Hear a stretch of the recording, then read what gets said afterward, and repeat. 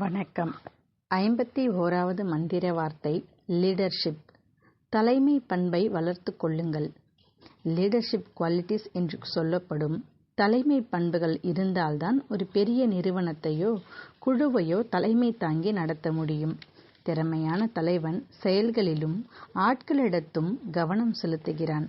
திறமையான தலைவன் முடிந்த அளவிற்கு பிரச்சனைகள் ஏற்படாமல் தவிர்க்கிறான்.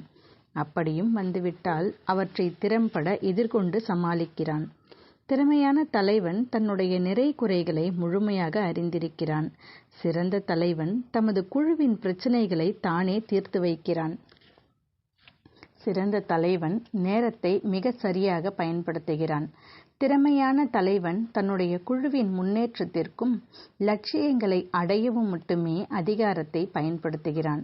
தன்னலத்தை விட பிறர் நலன் மேல் அக்கறை கொள்கிறான்.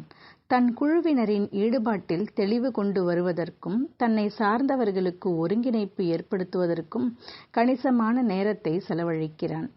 நேர்மையுள்ளவனாக இருக்கிறான். பாரபட்சமின்றி நடந்து கொள்கிறான். வழி ஏற்படுத்துகிறான். வழிகாட்டுகிறான். வழியில் நடந்து காட்டுகிறான். முரண்பாடுகளை தவிர்க்கிறான். மீறி ஏற்படும் போது அவற்றை கவனமாக பொறுமையாக கையாள்கிறான். ஆழ்ந்து யோசிக்கிறான். அவசரப்படாமல் முடிவெடுக்கிறான். முடிவு எடுத்த பின் புயலாய் மாறி அதை நிறைவேற்றுகிறான். அது முடியும் வரை ஓய்வெடுப்பதில்லை. மற்றவர்களின் கருத்துக்களை கனிவுடன் செவிமடுக்கிறான். கருத்து சுதந்திரத்தை அனுமதிக்கிறான். ஆனால் விவாதங்களை எப்போதுமே ஆதரிப்பதில்லை. பாராட்டும்போது அனைவரின் முன்னிலையிலும் பாராட்டுகிறான். குறை கூறும்போது தனியாக அழைத்து குறைகளை எடுத்து சொல்கிறான்.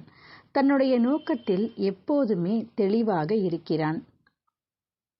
Qualities of a good leader: knowledgeable, problem solver, influence people, confident, compassionate, motivating, respectable, works well with others, accountable, role model, goal oriented, effective, observant, good communicator, good listener, capable of making mistakes and correcting the personality oriented.